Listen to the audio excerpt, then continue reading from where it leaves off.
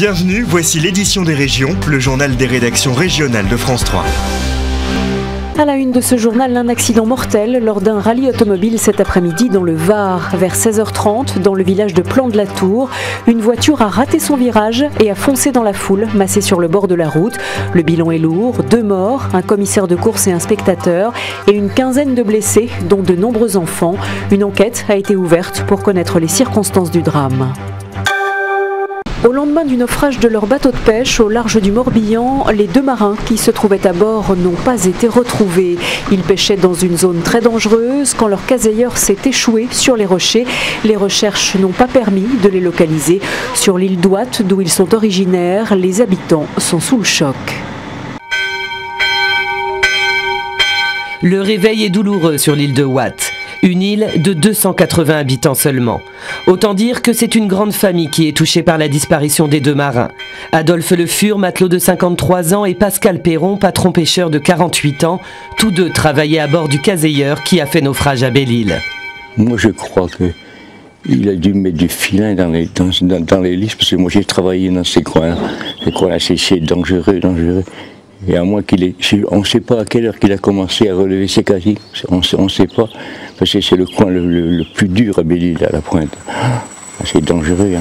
D'importants moyens de recherche ont été déployés hier à la pointe du Skeul à Belle-Île, dans des conditions difficiles, une mer de plus en plus forte. Un plongeur a pu explorer l'épave, mais en vain, aucun corps n'a été retrouvé. La balise de détresse du caseilleur avait été déclenchée hier à 9h45. Hier soir, le patrouilleur, c'est monsieur l'administrateur qui me téléphone, donc a été jusqu'au bout de la soirée, jusqu'à 22h. Et bon, rien n'a été trouvé. Ils ont mis les alcalos, ils ont été côté large, côté terre, côté côte, et bon, pour l'instant, rien n'a été trouvé. C'est un coup dur. On sait qu'il y a encore une chance de les retrouver, peut-être? Non. Non, je pense pas. Ce sont des endroits dangereux, mais ce sont les coins de pêche. Donc le choix est vite fait quand on veut gagner sa croûte. Le caseilleur s'appelait le Barapemdez. En breton, cela veut dire du pain pour toujours. Hier soir, le nouveau ministre chargé des Transports et de l'économie maritime a rencontré les familles des disparus. Il tenait à rendre hommage à toute une profession. Et je tenais, malheureusement, dans des circonstances qui sont douloureuses, qui marquent et qui attristent, témoigner de toute ma solidarité, et au-delà de moi, de la solidarité nationale pour toute cette profession, qui est une profession qui subit et qui mérite que l'on puisse lui exprimer toute notre solidarité. Aujourd'hui, les recherches sont arrêtées.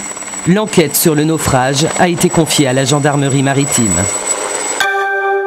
Dans l'Hérault, un homme est décédé après avoir été heurté par un train sur la ligne Marseille-Bordeaux. Âgé de 29 ans et résidant en Espagne, la victime se trouvait près de la voie ferrée avec 2 autres personnes lorsqu'elle a été percutée à une vitesse de 100 km/h. Je précise que c'est un accident et non un suicide. Cette personne a été happée par ce train-là et a été projetée à une vingtaine de mètres. Malheureusement, à notre arrivée, la victime était décédée. Une enquête a été ouverte pour expliquer les circonstances de l'accident et la présence des 3 hommes sur la voie. Il n'est pas exclu qu'ils se trouvaient là pour voler du cuivre dans les câbles de la SNCF. Exit les banques et les bijouteries, les fast-foods sont de plus en plus souvent victimes de braquages. Caméras, coffres-forts, vigiles, les restaurants doivent s'adapter pour renforcer leur sécurité. Exemple dans un établissement près de Toulouse. Un fast-food en bord de rocade, une cible privilégiée des braqueurs pour fuir rapidement. Ici, le dernier vol à main armée a eu lieu il y a 3 mois. 7 individus y ont participé pour un butin d'appel 1 000 €. L'établissement anticipe ce genre d'événements de plus en plus fréquents. Le principe, c'est d'avoir le moins d'argent possible dans nos caisses. Donc déjà, par intermédiaire des bornes, que les prises de commande sont uniquement par paiement carte bleue. Donc déjà, pas de sous dans les caisses. Et ensuite, au niveau des paiements liquides, dès qu'on peut, on vide nos tiroirs de billets maximum et on les envoie directement à la banque. La banque, c'est ce coffre vidé quotidiennement par des convoyeurs de fonds, une forteresse imprenable pour les braqueurs. L'argent est mis ici, comme une tirelire, comme pour les enfants, une tirelire. L'enveloppe passe ici, on envoie directement l'enveloppe dans le coffre qui tombe à l'intérieur. Il est impossible d'accéder au niveau du coffre. Nous n'avons aucune clé, rien. Ici, tout le personnel est donc paré à un éventuel braquage. Les caissiers reçoivent même une formation spécifique. Il ne faut pas résister. Il faut faire tout ce que les braqueurs nous disent et obéir, et voilà, jusqu'à ce qu'ils sentent bon. Dans cet établissement, la sécurité coûte près de 150 000 € par an. Un budget conséquent pour financer vigiles, infrastructures et systèmes de vidéosurveillance. C'est un aspect dissuasif et c'est un aspect aussi pour nous permettre aussi, nous on a des écrans de contrôle au niveau du sein du restaurant, de détecter éventuellement des comportements bizarres qui nous permettent peut-être de fermer les portes en temps. Si on voit des voitures arriver, quelqu'un de cagoulé à l'intérieur, ça peut être le cas, ça a pu être le cas. Des braqueurs au profil souvent similaire, jeunes et amateurs. Dans les Hautes-Pyrénées, les attaques les plus redoutées sont celles des ours. Ces derniers jours, une vingtaine de bêtes ont été tuées. Les bergers sont en colère. Ils réclament un meilleur système pour localiser les plantigrades qui viennent décimer leurs troupeaux. Monter, marcher, sillonner la montagne à la recherche des bêtes blessées ou directement tuées par l'ours. Alors que les premiers troupeaux gagnent tout juste les estives, 2 éleveurs déplorent une vingtaine de bêtes victimes des coups de griffe, sans oublier les journées perdues à recenser les dégâts. C'est levé 5 heures, arrivé sur place à 6h30, 7h moins le quart, et après on parcourt la montagne pour trouver les bêtes qui manquent. Voilà. Et ça se finit quand?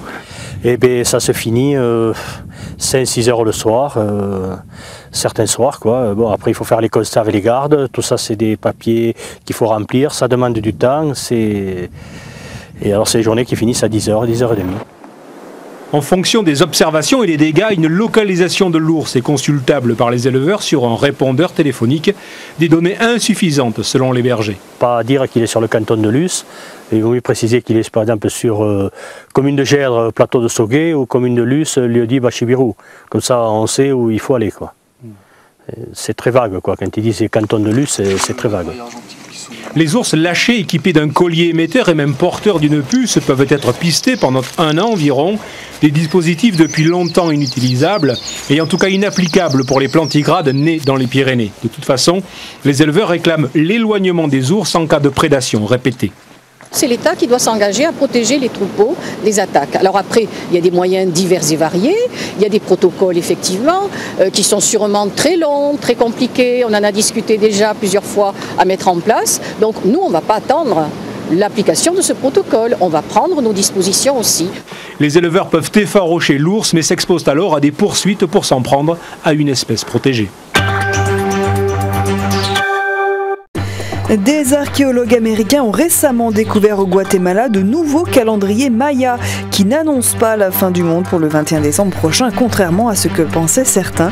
Un soulagement pour les habitants de Bugarach dans l'Aude. Depuis plusieurs mois, leur village était au centre de toutes les attentions, certains croyant qu'il serait le seul endroit épargné par l'apocalypse. L'agitation, c'était surtout de l'agitation médiatique et du buzz sur l'internet. Des gens ici, bon, il y a quelques curieux, mais on ne peut pas voir des foules de personnes qui sont en recherche de fantasmes ou de je ne sais quoi. Comme un clin d'œil à toute cette agitation, le maire envisage de créer, pour le jour d'après, le 22 décembre, un festival de l'utopie. Une cérémonie très particulière à Wallers, dans le Nord. Des cloches ont été coulées à l'ancienne dans des moules enterrés. La magie du feu et du métal en fusion a conquis les spectateurs venus nombreux assister à l'événement. Ces cloches symbolisent le renouveau de l'église du village, détruite il y a 6 ans dans un incendie. L'édifice est en cours de reconstruction. Sa réouverture est prévue pour le début 2014. La météo morose de ce printemps ne fait pas le bonheur des commerçants. Il est vrai que la pluie et le ciel gris n'incitent pas vraiment à acheter des jupes légères ou des sandales d'été. Les ventes de vêtements sont en baisse de 20% par rapport à l'an dernier. Le bain de soleil n'est pour l'instant qu'en vitrine. Cette année, la nouvelle collection printemps-été est colorée. Du rose, du jaune, du rouge, qui ne se marient pas très bien avec le gris du ciel. Résultat, à l'intérieur des magasins, les pièces ont du mal à séduire. Ben, regardez, voilà à quoi ça ressemble. Il faut vraiment avoir du beau temps pour vendre ça, hein, et des petits débardeurs, des shorts, des pantalons de lin. S'il n'y a pas le temps avec nous, il n'y a pas, on ne travaille pas. Pour le mois d'avril, les ventes de vêtements ont baissé de 20% par rapport à 2011. Pour les chausseurs, la baisse est encore plus importante, moins 30% par rapport à l'année dernière. Ça démarre petit hein, parce qu'en fait on a sorti la collection d'été un peu trop tôt. Du coup avec le mauvais temps, on s'est fait avoir. Et les clients, c'est plutôt les touristes qui viennent, mais sinon c'est vrai que c'est difficile, c'est assez difficile. La nouvelle collection est arrivée fin janvier. La plupart des clients commencent tout juste à s'y intéresser. J'ai pris quelque chose comme ça, un peu style japonais, et puis tout fleuri, un peu à la mode. Il y a la perspective des vacances aussi, donc on commence à penser aux vacances d'été, donc je recommence à acheter. Officiellement, l'été arrive dans un peu plus d'un mois. Il faudra sûrement encore rester un peu couvert en attendant que le ciel le soit un peu moins. En ce long pont de l'Ascension, de très nombreux Français ont eu envie de changer d'air et de prendre quelques jours de congé. L'île de Ré en profite pleinement. Entre réservations de dernière minute et habitués, les restaurants et hébergements font le plein. Pour la première fois de l'année, les hôtels et campings sont d'ailleurs remplis à 80%, voire à fiche complet. Les touristes qui font aussi le bonheur des vendeurs de produits régionaux. C'est quoi les sèches à la rétèche? Les sèches à la rétèche, alors c'était blanc de sèche avec de la farce de veau et une sauce américaine. Des saveurs qui mettent en appétit. Direction donc l'étape numéro 2, le port de Saint-Martin-de-Ré, où les touristes sont enfin au rendez-vous. Des touristes venus de Nantes, Bordeaux ou Paris qui ont pour beaucoup réservé à la dernière minute. On est entre amis, on vient entre amis ici passer un bon moment en fait, pour le pont de l'Ascension. Voilà, c'était pas prévu au départ et voilà. Là on va remplir toute la terrasse, donc sur un service on peut aller jusqu'à 300 couverts sur un service, et puis pareil le soir, alors que jusqu'à présent c'était pas le cas. Car avec les premiers rayons de soleil, les gens n'hésitent pas à se faire plaisir malgré la crise, avec un resto, une glace ou encore une balade à vélo autour de l'île, troisième étape incontournable. Des vélos souvent loués à la journée comme pour ce couple de Parisiens. L'investissement, c'est le déplacement, que ce soit en voiture ou en train, et après la location l'hébergement, que ce soit une chambre d'hôte ou hôtel, c'est ça le budget, le plus gros du budget. Après, location de vélo, c'est pas grand-chose. Mais pour pouvoir pédaler, encore faut-il retrouver son vélo dans les parkings bondés. Pas de doute, ce pont de l'Ascension donne bien un avant-goût de l'été. Le dernier né des paquebots de croisière, le MSC Divina, a quitté les chantiers de Saint-Nazaire. Malgré le naufrage du Costa Concordia, les croisières semblent toujours avoir la cote. Le MSC Divina pourra transporter plus de 4300 passagers et 1400 membres d'équipage. Les pieds dans l'eau et la tête à la mer, Saint-Nazaire est venu dire au revoir au Divina.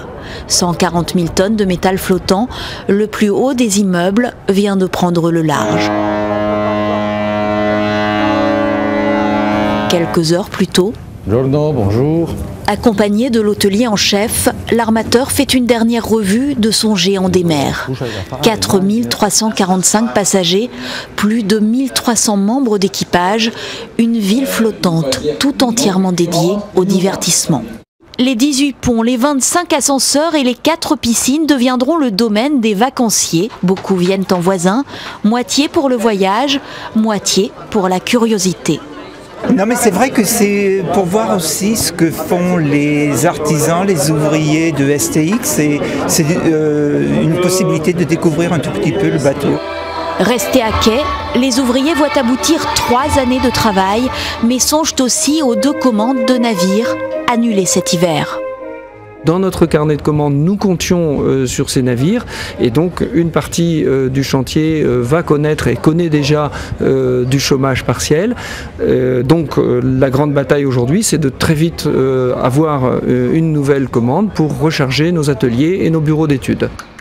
4 navires en production, pas suffisant pour balayer tous les nuages qui brouillent encore l'avenir des chantiers navals. La revanche d'une blonde, c'est le titre d'un film à succès qui avait lancé la carrière internationale de l'actrice Reese Witherspoon. Adapté avec succès en comédie musicale à Broadway et à Londres, le show débarque à Paris, une version qui ne devrait pas décevoir les fans du film. Quelques rajouts capillaires, du rose des pieds jusqu'aux lèvres, et hop, Aurore, le rôle principal, se transforme en blonde californienne. La seule chose qui diffère, c'est qu'elle est riche. Hein. Parce que le reste, je suis les mêmes tares. Et non mais c'est vrai, moi je suis parfois un peu une idiote. Et je peux passer ça sous le... Non mais c'est vrai. Non mais c'est vrai. Face au défi qui va se battre. Une blonde est cervelée en apparence seulement, car cette comédie musicale directement inspirée par le film casse le cou aux préjugés. La revanche d'une blonde raconte l'extraordinaire ascension d'une femme qui, pour surmonter une déception amoureuse, va intégrer Harvard et devenir avocate d'affaires. Une belle revanche de blonde, et pas seulement. C'est un hommage aux femmes, oui, quelles qu'elles soient. Ça s'adresse aux hommes aussi alors ou quoi? Oui, parce que ça va leur faire briller les yeux. Et puis peut-être ça va leur montrer qu'il faut aller gratter un peu plus que le superficiel. À Broadway, ce musical s'est imposé comme une référence et pour l'adaptation française, des chorégraphies jusqu'au texte, tous les ingrédients ont été respectés. En courant à droite, à gauche, en arrière, en sautant, en se changeant en 30 secondes dans les coulisses et revenant. Et il y a des moments où je faisais tout mon truc sur scène, je danse à fond, et puis j'ai fini. Ah merde, je dois chanter. Et ça, j'ai eu ça pendant les répètes. Maintenant, j'ai réussi à maîtriser ces moments. C'est mon retour. La revanche d'une blonde se raconte en 18 chansons acidulées rose bonbon qui séduiront les amateurs de Barbie. Car c'est ainsi, face au défi. Tout de suite, votre édition des initiatives.